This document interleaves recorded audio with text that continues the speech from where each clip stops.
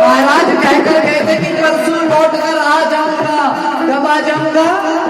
परसों लौट कर आ जाऊंगा। तो गोपियों को थोड़ा मन में ठंडक पड़ी कि मेरे प्रभु परसों आ जाएंगे। चलो जाने देते हैं। क्रूर जी महाराज लेने आए थे ना, चलो कोई बात नहीं महाराज, परसों जरूर आ जाना। गोपियां कह रही हैं परसों आ जाना, लेकिन जाने कितने वर्ष बीत गए पर ठाकुर जी का परसों, तब भी गोपियां ये सोचकर बैठी हैं कि परसों आ जाएंगे। अभी तो आज ही गए, परसों आएंगे। और इतनी वेदनाएं तब भी मेरे प्रभु नहीं गए।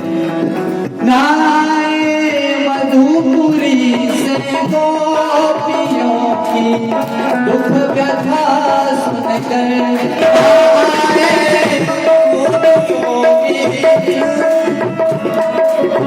दुख व्यथा सुनकर गोपियों की दुख व्यथा सुनकर, गोपियों की दुख व्यथा सुनकर रोती है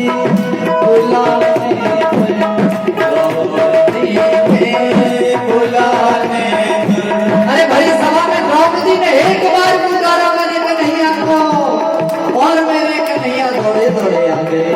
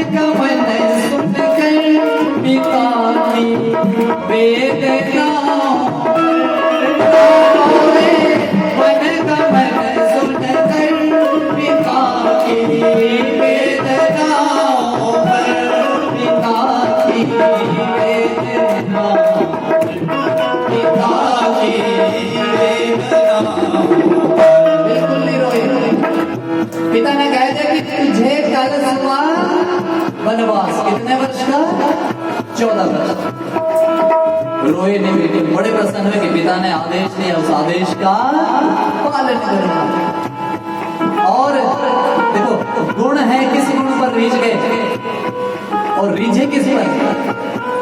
लेटा कर देखो निज गोद में आंसू बहाते, लेटा कर देखो निज गोद में आंसू बहाते। जब मनगमन मिला रोए नहीं, अरे जटायु की जब मृत्यु हुई, उस गीत की जब मृत्यु हुई तो गोद में लेटाकर रो रहे हैं, आंसू बहा रहे हैं। क्या गुण था उस जटायु में? आपने कथा सुनी है कभी जटायु का? सुनो, जिसने नहीं सुनी है ध्यान देना, इस अंतरे को भी पूरा करेंगे, पर थोड़ा सा ध्यान जरूर देना। महाराज एक बार राजा दशरथ जी जब राजा बन गए ना, तो जितने भी ग्रह थे सबसे मिलने गए, सोम मंगल बुध वीर शुक्र शनि राहु केतु, सबसे मिले, सबने बड़ा स्वागत किया महाराज। लेकिन जब शनिदेव महाराज के पास गए तो कहते हैं जब शनि अच्छा हो जाए तो पीठ दिखाता है। इसलिए आजकल शनि मंदिर हर जगह बन रहे हैं, पहले नहीं होता था ऐसे। आज तो कुछ बस क्या कहूँ, शनि की भी प्रतिष्ठा करने लगता है। और शनि का जिस ओर मुख होता है तो उस ओर क्या रहता है? आजकल तो कहीं ना घर के सामने भी लगा। इसलिए शनि महाराज की जिस तरफ पीठ हो उस तरफ मौत ही मौत। तो जब राजा दशरथ उनके महल में आए तो दशरथ जी उनसे मिलने गए तो मेरे शनिदेव महाराज ने उनकी ओर पीठ कर दी। क्या कर दी? पीठ कर दी। कहने का भाव जिसकी ओर पीठ कर दी तो शनिदेव उससे बड़े प्रसन्न हैं। लेकिन राजा दशरथ को ये चीज अच्छी नहीं लगी। कहा मैं एक राजा हूं, मैं आया हूं और आप महाराज पीठ करके बैठे। महाराज बोला मैं जिसकी ओर मुख कर देता हूं उसका कुछ नहीं रहता। नहीं, मुझे अच्छा नहीं लगा, मेरी ओर मुख करें। महाराज शनिदेव महाराज ने जैसे ही उनकी ओर मुख किया, अपना स्थान जहां वो खड़े थे, जैसे ही उनकी ओर मुख किया, अपने स्थान से इतना जोर से धक्का लगा कि पृथ्वी लोक पर आकर गिरने लगे। लेकिन जब नीचे गिरने लगे, उड़ते हुए मेरे जटायु जी महाराज जा रहे थे, उन्होंने तुरंत पकड़ लिया और उनके स्वस्थान पर रख दिया। उस दिन राजा दशरथ ने कहा कि जटायु ध्यान दे, तूने मेरी जान बचाई है, मांग तू क्या मांगता है? बोला महाराज मुझे क्या चाहिए? नहीं, बोला तू मांग, मैं एक राजा हूं, जो तू मांगेगा मैं वो दूंगा। बोला महाराज मुझे कुछ नहीं चाहिए, जो भी आपकी पहली संतान होगी वो आप मुझे प्रदान कर देंगे। बोलो मंजूर है? उन्होंने कहा जी मंजूर है। उन्होंने उस दिन वादा कर दिया मेरा जो पहला पुत्र होगा वो आपका होगा। जब राम जी का जन्म हुआ, जटायु जी महाराज द्वार पर आए, कहा महाराज पहला पुत्र राम है, प्रदान करो। मुकर गए। कौन मुकर गए? कौन थे अपने पुत्र? इतना सुंदर पुत्र राम, स्वयं भगवान राम आए हैं, कौन थे? सोचा है कैसे मेरा पुत्र कैसे नहीं दिया। लेकिन कहते हैं कि पहला जो पुत्र है वही अग्नि प्रदान करता है। तो बोलो अग्नि किसके लिए प्रदान की थी? दशरथ के लिए की थी अग्नि प्रदान। किसके लिए की थी? जटायु की थी। अपने हाथों से शैया बनाई थी। बोलो मैं झूठ बोल रहा हूं? न जाने कौन से गुण पे दया जाते, न जाने कौन से गुण पे दया जाते, दया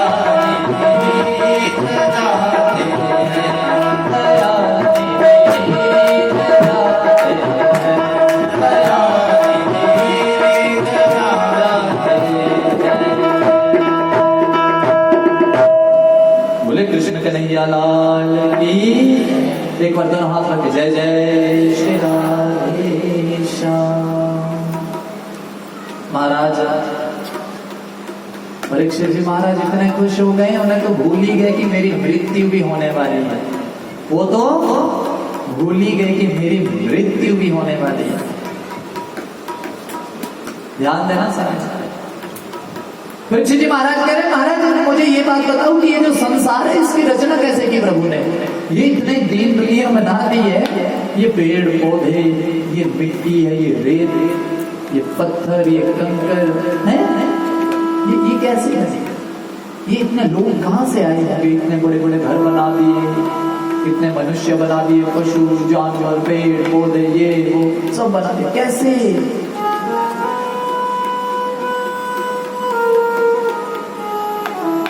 धन्यवाद गुरु जी का बड़ा कि वो आए हमें आशीर्वाद देने, बहुत बहुत धन्यवाद। बोले सदगुरुदेव महाराज की जय। जय कर श्री हरिदा बोल सच्चे दरबार की जय। महाराज बोला महाराज रचना कैसे की? ध्यान देना। नारायण भगवान की नाभि कमल से ब्रह्मा जी उत्पन्न। कौन उत्पन्न हुए? नाभि कमल से ब्रह्मा। बोला महाराज फिर? बोला फिर क्या? ब्रह्मा जी ने जब देखा कि मैं उत्पन्न कहां से हूं, ढूंढने लगे, चारों दिशाओं में देखने लगे, उन्हें अपना मिला नहीं कि मैं उत्पन्न कहां से हूं। जिस कमल पर बैठा हूं उसकी जड़ तक पहुंचने की कोशिश की पर पहुंच ही नहीं पाए, पता ही नहीं लगा कहां से उत्पन्न हुआ। इसलिए परीक्षित ध्यान दें, ये जो प्रकृति है यहीं से पुरुष उत्पन्न हुआ है। कहां से? प्रकृति से पुरुष की उत्पत्ति हुई है और उस पुरुष में बुद्धि आई है। जब बुद्धि आई है तो अहंकार आया है, जब अहंकार आया है तो वहां से 3 गुण आए हैं, सत्वगुण, रजोगुण और तमोगुण। ये 3 गुण हैं। एकमात्र प्रकृति ऐसी है जो 3 गुण बराबर उसमें रहते हैं, इसलिए वो प्रकृति है। देख लो पृथ्वी पर भूकंप आ जाए, जो आ जाए कुछ कहती है? हवा धूप कुछ नहीं, हम तो कहते हैं हो गर्मी हो गई, सर्दी हो गई, प्रकृति कभी नहीं कहती। लेकिन हम मनुष्यों में किसी में सत्व गुण प्रधान है, किसी में रजोगुण तो किसी में तमोगुण। कोई बिल्कुल शांत रहता है, किसी को तुरंत क्रोध आ जाता है, और कई सोए रहते हैं, कई तो कथा में भी सोए रहते हैं। पर चलो मैं बड़ा धन्य मानता हूँ अपने आप को कि इस कथा में आकर किसी को नींद तो दिला देता हूँ मैं। दवाइयां खा के जिसको नींद नहीं आती है वो 3 घंटे अगर यहाँ सो ले तो मैं अपने आप को धन्य समझता हूँ। भगवान करे ऐसे इनको नींद आती रहे, जो बिस्तर पर नहीं आती यहाँ आती रहे।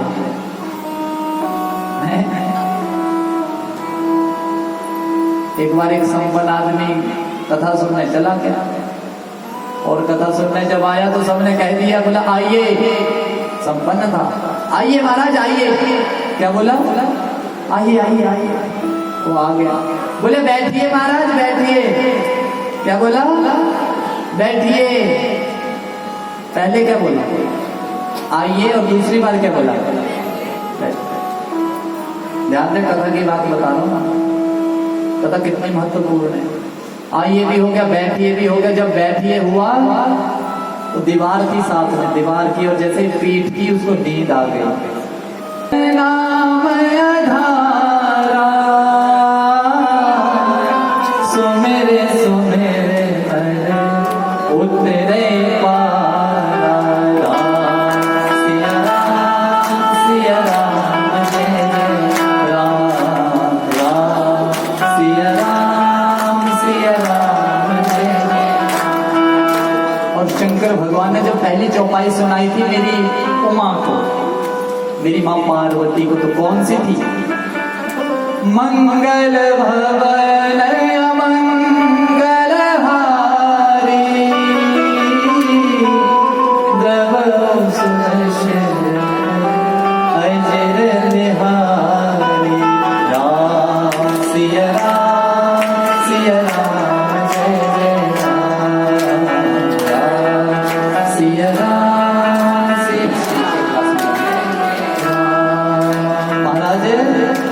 ये नाम ही है जो हमें इस भव से पार कर सकता है। इसलिए 3 गुण, सत्व गुण, रजोगुण और तमोगुण, उसके बाद 5 ज्ञान इंद्रियां, 5 कर्म इंद्रियां, 5 महाभूत, उसके बाद एक मन, इसलिए ध्यान दें सारे।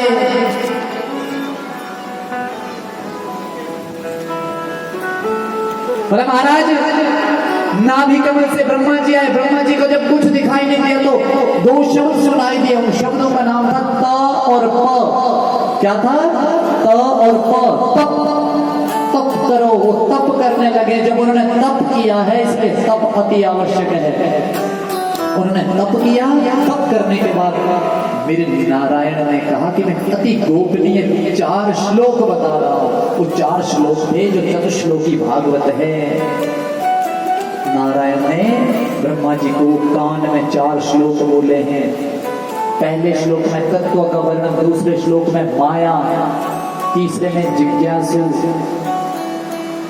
महाराज वो जो 4 श्लोक बताए, उन 4 श्लोकों से व्यास जी महाराज ने 18,000 श्लोक लिख दिए और ये भागवत पुराण आपके समक्ष रख दिया। बोले श्री भागवत महापुराण की जय। और महाराज परीक्षित 14 भुवन है। कितने भुवन हैं? अब ध्यान देना, इस दिवाली पर 14 दिए जरूर जलाना। जलाते हैं? नहीं जलाते? नहीं, वैसे तो जगाते हैं, मुझे पता है। वैसे तो दीपक जलाते हैं, पर पूजन के लिए कितने दिए जलाते हैं जिनका पूजन किया जाता है? ध्यान देना है। 14 कितने? 14 दिए अवश्य जलाओ, और हो ना हो ये औरतों का काम है, इसलिए 14 दिए जलाओ, 14 दियों की पूजा करो। बोला महाराज 14 दिए क्यों जलाएं? 14 भुवन हैं, 7 लोक नीचे और 7 लोक ऊपर। इन 7 लोकों 14 भुवनों के लिए आप 14 दिए अवश्य जलाएं। इस बात का ध्यान रखें जब दीपावली हो।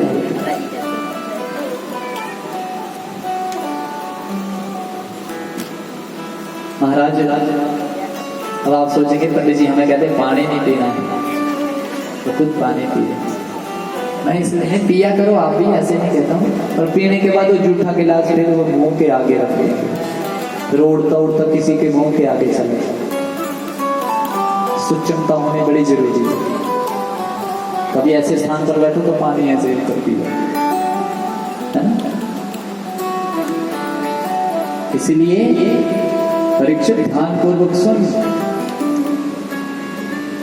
ब्रह्मा ने उन 4 श्लोकों को नारद जी को बताया, और नारद जी ने वो 4 श्लोक व्यास जी को, व्यास जी ने उन 4 श्लोकों से 18,000 श्लोक लिख दिए। और 18,000 श्लोकों का ये श्री भागवत महापुराण हम सबके समक्ष है, जो हम सब का कल्याण करने यहाँ विराजमान है। बोले भागवत महापुराण की जय। महाराज परीक्षित जी अति प्रसन्न हुए। बोला महाराज और सुनो। बोला जब कौरव और पांडवों का युद्ध हुआ, उसमें जो धर्म थे कौन? विदुर जी महाराज थे मेरे। विदुर जी महाराज ने कहा किसको? धृतराष्ट्र को कहा कि युद्ध मत कर। वो 5 गांव मांग रहे हैं, 5 गांव दे दे, पर युद्ध मत कर। समझाने लगा कि बोला मेरे पुत्र का तो ये जो बुद्धि है ये खराब हो गई है। इतने में दुर्योधन ने सुन लिया कि मेरे खिलाफ मेरा चाचा भड़का रहा है मेरे पिता को। अब शब्द बोलने लगा। विदुर जी महाराज ने देख लिया कि पिता के सामने पुत्र मुझे डांट रहा है और पिता कुछ नहीं कह रहा है, इसका मतलब इनका नाश होने ही वाला। इसलिए कहते हैं कि तीर कमान वहीं छोड़कर चले गए, वन की ओर चले गए। मैंने कल भी बताया था, धर्म की जो बात नहीं मानता है वो नाश की ओर जाता है। धर्म स्वरूप धर्मावतार विदुर जी महाराज और धर्मावतार मेरे युधिष्ठिर जी महाराज। लेकिन सारे पांडव चारों भाई अपने बड़े भाई की बात मानते थे कि नहीं बोलो, लेकिन विदुर की बात उसके भाई ने नहीं मानी, निकाल दिया बेइज्जती करके। चले गए वो जंगल की ओर। महाराज जब जंगल में भ्रमण करने लगे तो रास्ते में उद्धव जी से भेंट हो गई। बोले उद्धव जी महाराज की। उद्धव जी से भेंट हुई। उद्धव जी ने बड़े भाव से कहा, पूछने लगे विदुर जी महाराज कि महाराज युद्ध कैसा रहा? अरे बोले युद्ध तो गंगा खत्म हो गया। महाराज कौन जीता? बोला महाराज पांडव जीत गए और राज्य कर रहे हैं। बोला अच्छा। बोला मुझे तो बहुत समय हो गया, मैं तो गया ही नहीं, कब से घर से निकल गया था। बोला महाराज मैं भी आपको बड़े समय से ढूंढ रहा था, क्योंकि जो मेरे ठाकुर जी है ना, उन्होंने कुछ संदेश छोड़ा है आपके लिए। बड़े खुश हुए कि ठाकुर जी ने मुझे याद किया। बोला वो आप उनके घर गए थे ना? अरे बोला आए तो थे महाराज, पर मैंने खिलाया क्या था उन्हें, मेरे पास था क्या? मैं तो कुछ लाने अभी गया ही था, माखन मिश्री लाने गया ही था, पर मेरी धर्म पत्नी ने वो केले खिलाने की जगह छिलके ही खिला दिए थे महाराज। मैंने तो पवाया भी कुछ नहीं था, मेरे घर में था क्या? वो छोटी सी कुटिया थी, फिर भी मेरे ठाकुर ने मुझे याद किया। जल्दी बताओ महाराज क्या कहा? बोले महाराज जी मैं नहीं कहूँगा, मैत्रेय मुनि जी कहेंगे, उनको बताया है सब कुछ। मेरा काम था आपको बताना। बोला मैत्रेय मुनि मिले के कहा? बोला ये मुझे नहीं पता, पर मुझे ये पता है कि संतों की जो कुटिया है वो गंगा किनारे ही नहीं होगी, इसलिए वो हरिद्वार की ओर चल पड़े। महाराज जब हरिद्वार की ओर चले, जब जाने लगे हरिद्वार की ओर, तो उन्हें मैत्रेय मुनि से मुलाकात हुई। मैत्रेय मुनि ने आओ भक्त किया, बड़ा स्वागत किया है, वाद्य आदि से उनका पूजन किया है। ओम विश्वानि देव सवितर दुरितानि परासुवः चतुर्धर्मधर्मनया सुवः। आज बड़ा स्वागत किया है, पूजन किया है। पूछने लगे कि ठाकुर जी ने क्या बताया था महाराज, मेरे बारे में बात की थी? मैत्रेय जी कहते हैं मैं बड़े समय से आपका इंतजार कर रहा था महाराज, लेकिन आज वो समय आ गया। बोला महाराज मेरा कुछ प्रश्न है कि आज ये जो मनुष्य है वो सुख के पीछे क्यों दौड़ रहा है? वो सुख के पीछे मन में एक कामना करता है कि मेरी कोठी बन जाए, भगवान की दया से उसकी कोठी बन जाती है, फिर सोचता है कि कोठी के बाहर एक गाड़ी भी खड़ी हो जाए, फिर महाराज गाड़ी भी आ जाती है, लेकिन उसका मन फिर भी संतुष्ट नहीं है। फिर सोचता है कि मेरे रिश्तेदार के पास बड़ी वाली गाड़ी है, ये बेचकर अब मैं भी वो ले लूं। हम जितना सुख की ओर जाना चाहते हैं उतने दुखी हो रहे हैं। बोलो हो रहे कि नहीं? आप बोलो हो रहे कि नहीं? घर भी बन गया, बार बन गया, संतुष्टि फिर भी नहीं है, मन में फिर भी कुछ चला है। माला तक जपने का समय नहीं है, राम राम बोलने तक का समय नहीं है, बस ये सोच रहे कि ये भी हो जाए, ये हो जाए, वो हो जाए। ये प्राणी सुखी कैसे हो? मैत्रेय मुनि हंसने लगे, कहने लगे महाराज दर्शन तो बड़ा सुंदर है, ये जो माया है ना, माया ये सिर्फ मायापति की ही है।